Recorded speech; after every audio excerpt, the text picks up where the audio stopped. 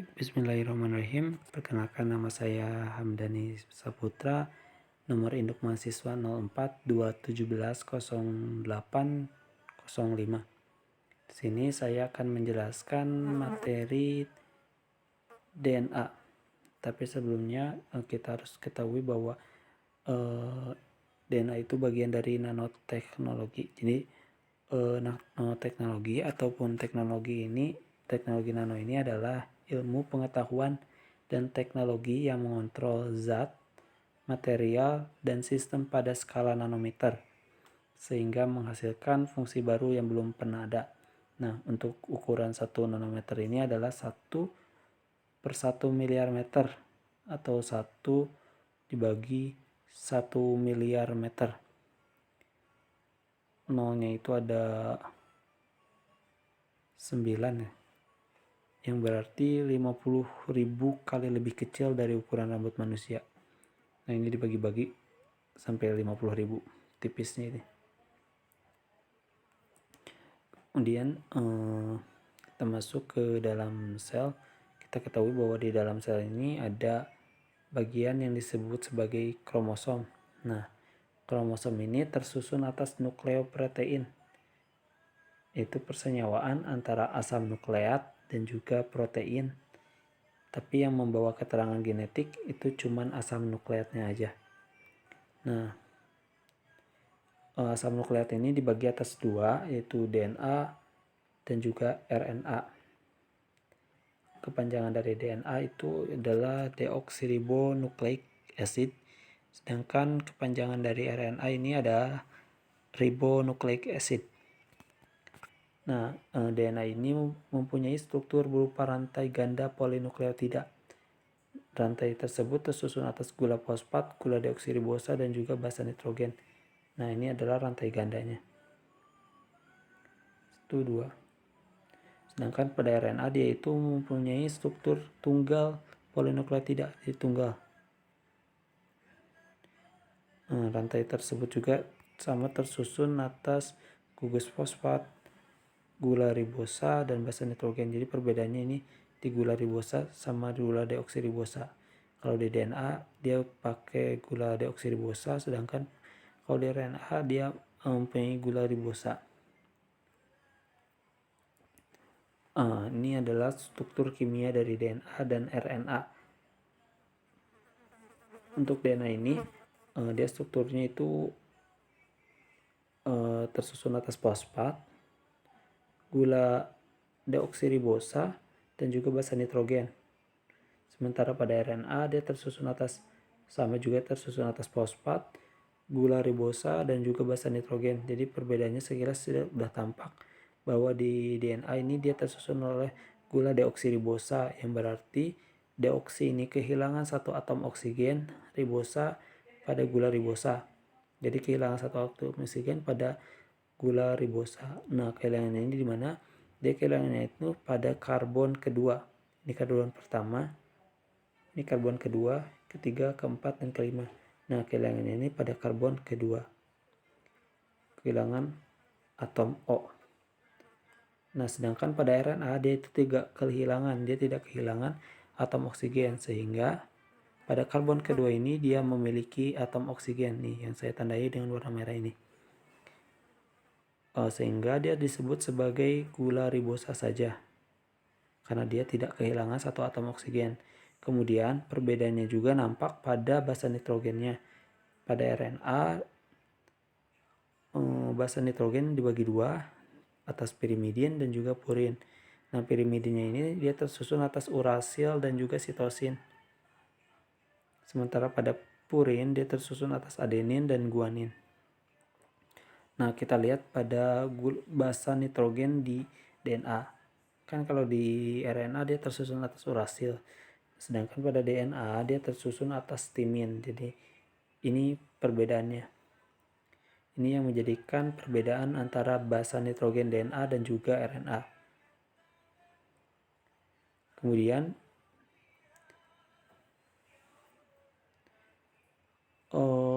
seperti yang kita ketahui bahwa tadi kan udah dijelaskan bahwa RNA itu adalah single stranded atau ssRNA biasanya pada umumnya gitu yang sering diketemui.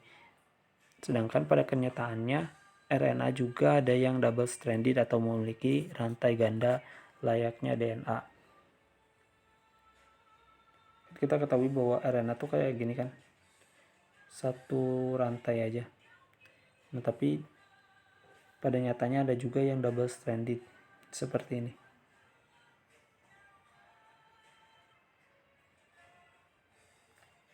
Nah, lalu bedanya double stranded RNA sama double stranded DNA itu apa? Tetap perbedaannya itu bisa kita lihat pada di sini. Sudah dijelaskan barusan bahwa perbedaannya terletak di gulanya, yang mana DNA ini tetap tersusun atas gula deoksiribosa dan RNA tersusun atas gula ribosa, dan juga basa nitrogennya dia tersusun atas urasil, sementara di DNA dia tersusun atas timin. Sama aja perbedaannya terletak di situ. Jadi sama saja gitu. Nah, contoh dari double stranded RNA ini adalah sekelompok virus yang bisa kita sebut sebagai bakteriofag. Bakteri itu bakteri, fag itu memakan. Jadi virus yang memakan bakteri. Nah, virus ini merupakan virus double stranded RNA. Nah, kita masuk ke materi DNA. Jadi DNA itu apa sih? Jadi DNA itu adalah materi genetik yang diwariskan kepada organisme dari induknya. Layaknya misalkan kalau ibu kita memiliki gen rambut berwarna pirang, jadi kemungkinan besar anaknya juga akan memiliki gen rambut berwarna pirang apabila gen tersebut diturunkan dari ibu kita kepada kita. Seperti itu. Kemudian setiap kromosom itu mengandung satu molekul DNA panjang yang memiliki 100.000 gen. Kita ketahui bahwa di manusia itu kita memiliki 23 pasang kromosom, di mana 22 merupakan kromosom tubuh dan 2 pasangnya itu merupakan kromosom kelamin yang membentuk kelamin kita. Baik itu nantinya akan menjadi jantan ataupun menjadi betina, ataupun laki-laki jadi perempuan. Nah, ketika sel mereproduksi diri sendiri melalui pembelahan, molekul DNA ini disalin dan diteruskan dari satu generasi sel ke generasi selanjutnya. Nah, di dalam struktur DNA terkode informasi yang memprogram aktivitas sel, seperti pembelahan, apoptosis, dan lain-lain. Mungkin bisa kalian pelajari di materi sel pada sebelum-sebelumnya. Nah, ini adalah inti sel atau disebut sebagai nukleus. Di dalam nukleus ini bisa kita temukan kromosom-kromosom yang jumlahnya tiap makhluk hidup itu berbeda-beda. Mungkin bisa kalian cari di internet ataupun lain, sumber-sumber lain.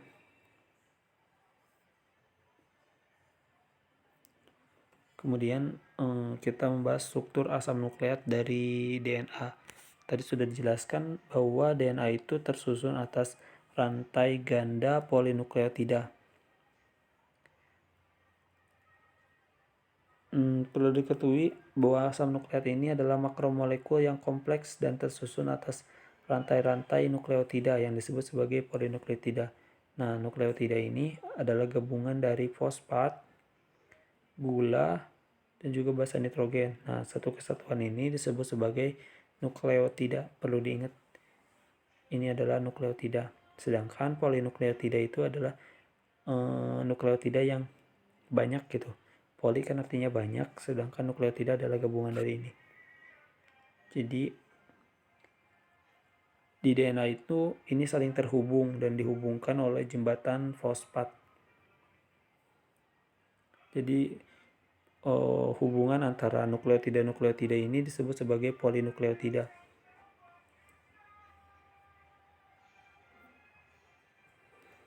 Tadi juga sudah dijelaskan bahwa basa nitrogen pada DNA ini dibagi atas dua, yaitu family purin dan juga family pyrimidine. dimana pada family purin ini dia tersusun atas adenin dan juga guanin. Sedangkan pada family pyrimidin dia itu dibagi dua juga, atas sitosin dan juga timin.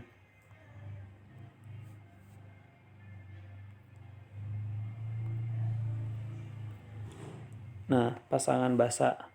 Untuk pasangan basanya ini, adenin akan membentuk dua ikatan hidrogen dengan timin. Jadi adenin ini akan selalu berhubungan dengan timin. Nih, membentuk dua ikatan hidrogen. Sementara guanin akan selalu berpasangan dengan sitosin, membentuk tiga ikatan hidrogen. Bisa kita lihat ini adalah ikatan hidrogen. Yang dikasih huruf H ini adalah hidrogen. Ini hidrogen, membentuk dua ikatan hidrogen. Nah, sementara pada pasangan guanin dan sitosin dia membentuk tiga ikatan hidrogen. Ini ikatan pertama, ikatan kedua, dan juga ikatan ketiga. Kemudian, nah nukleotida ini digabungkan oleh suatu tautan yang disebut sebagai fosfodiester ataupun jembatan fosfat. Nah, ini adalah jembatan fosfat yang saya lingkari ini. Dia ini menghubungkan antara gula dari deoksiribo ke gula deoksiribo pada nukleotida yang bersebelahan. Nah, ini dihubungkan oleh fosfat ini yang disebut sebagai fosfodiester.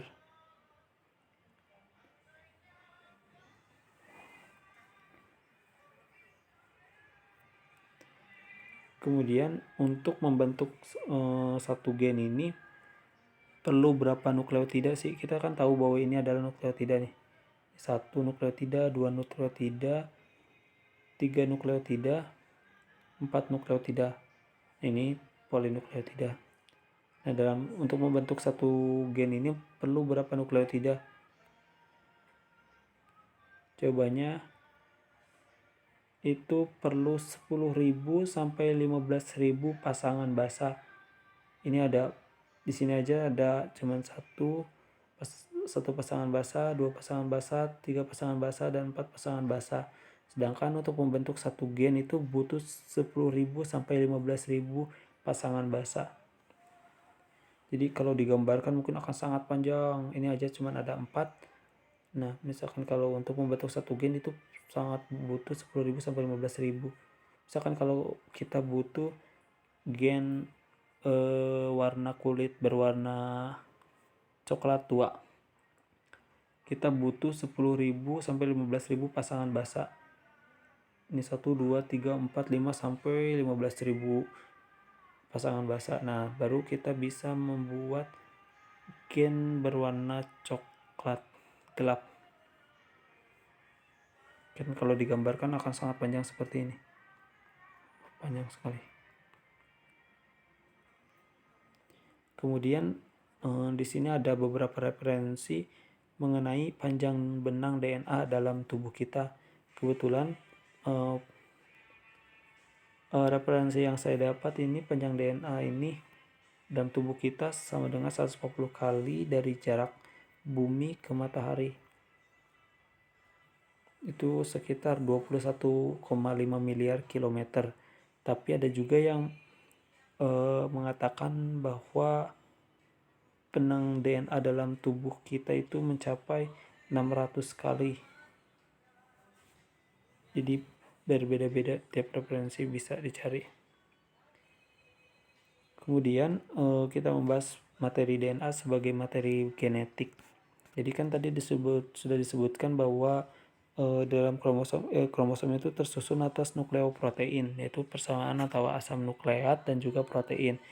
Kita sudah menjelaskan asam nukleat di bagian depan tadi mengenai DNA dan juga RNA. Kemudian sekarang kita akan membahas sebagai materi genetiknya. Jadi di sini kita akan bahas tentang proteinnya. Nah, protein di dalam DNA ini disebut sebagai histon. Nah, histon ini protein yang ditemukan pada inti sel eukariotik yang terbungkus DNA.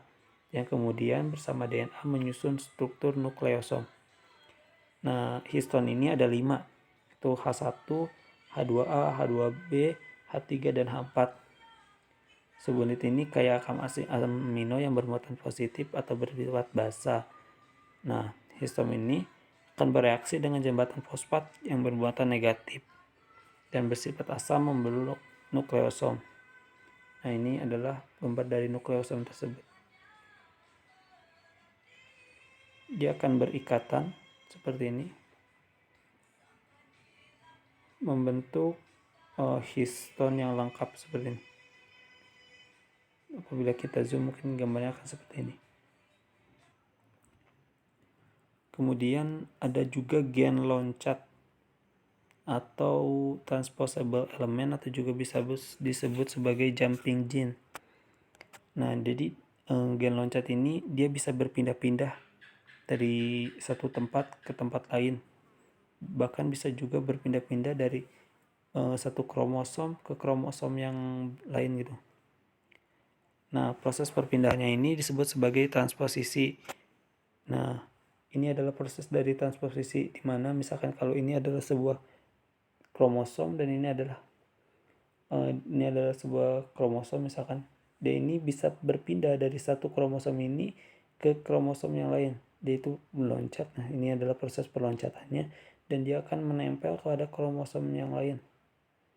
Dan dia akan mulai bergabung pada kromosom yang lain tersebut. Nah, perpindahan dari gen ini nantinya akan menyebabkan sebuah ekspresi perubahan fenotip ataupun perubahan yang bisa kita lihat. Misalkan perubahan dari warna kulit kita yang tadinya mungkin coklat berubah menjadi biru ataupun berubah menjadi orange. Nah, ini bisa disebabkan juga kemungkinan bisa disebabkan oleh gen loncat ini. Adanya gen yang berpindah gitu dari kromosom kita, dari kromosom satu ke kromosom yang lain sehingga menyebabkan perubahan warna kulit kita. Kemudian bisa juga misalkan kalau perubahan dari rambut kita yang tadinya rambut kita berwarna coklat menjadi berwarna hitam. Nah, bisa juga ini terjadi diakibatkan oleh gen transposon ini. Kemudian ada juga plasmid. Plasmid ini sama halnya seperti DNA, tapi plasmid ini terdapat di bakteri. Jadi plasmid ini DNA-nya bakteri. Nah, biasanya bakterinya ini berbentuk sirkular ataupun lingkaran seperti ini dan letaknya ini di luar kromosom. Kan kalau di manusia DNA itu terdapat di dalam kromosom itu sendiri. Nah, misalkan kalau di bakteri ini DNA-nya itu misah antara kromosom dan juga misah dari kromosom ini.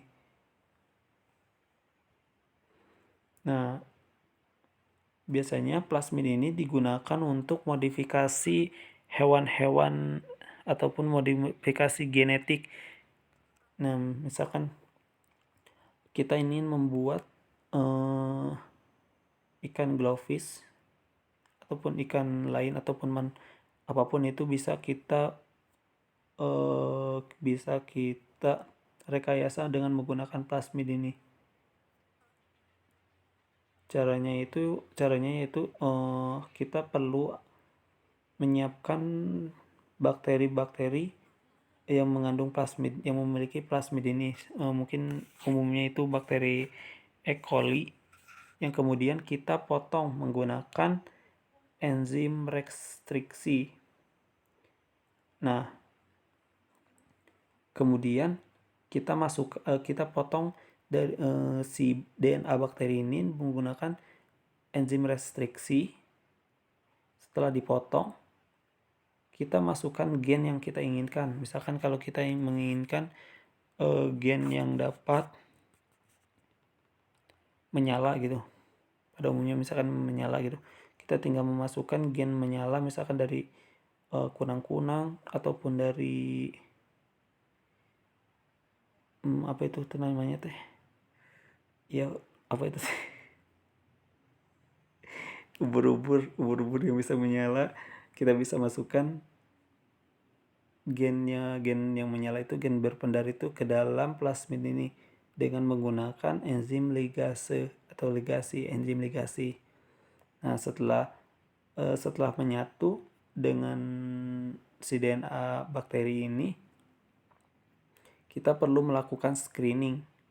Setelah melakukan screening, mungkin kita tinggal menerapkan pada hewan-hewan yang akan kita tuju gitu.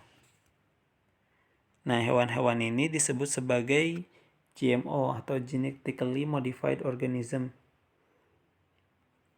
Organisme ini adalah organisme yang telah diubah material genetiknya, nah yang akan menghasilkan sifat yang berbeda dengan organisme biasanya ataupun organisme sebelumnya. Jadi misalkan kalau ikan glowfish sebelumnya itu dia tidak dapat menyala ataupun tidak dapat memiliki warna-warna yang unik seperti ini, tetapi setelah dilakukannya teknik rekayasa genetika ataupun teknik GMO ini, dia akan memiliki warna-warna yang unik ataupun dapat menyala seperti ini. Seperti itu. Baik, mungkin hanya sekian. Terima kasih. Wassalamualaikum warahmatullahi wabarakatuh. Selamat sampai jumpa. Mungkin barangkali teman-teman ingin bertanya, mungkin bisa langsung ajukan pertanyaan di kolom komentar di bawah ini.